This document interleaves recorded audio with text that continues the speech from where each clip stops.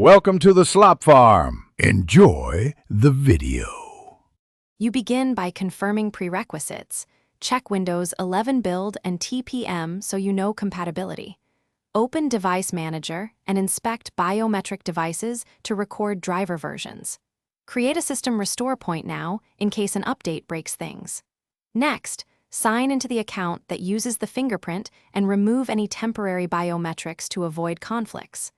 Once done, download the latest fingerprint driver from the vendor or let Windows Update find a match.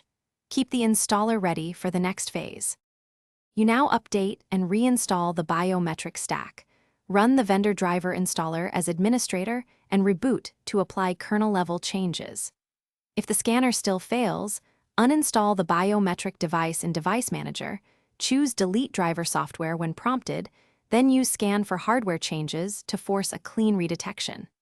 Make sure to reset Windows Hello fingerprint data from sign-in options. Delete existing prints before adding a new enrollment to clear corrupt templates.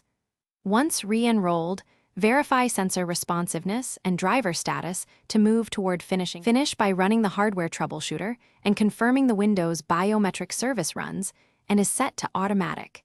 These steps resolve permission and service level issues.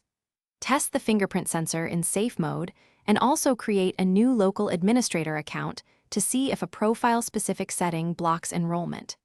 If it still fails, roll back to the restore point you created or consult the vendor's diagnostic app. One key troubleshooting tip: intermittent failures often signal firmware or hardware faults.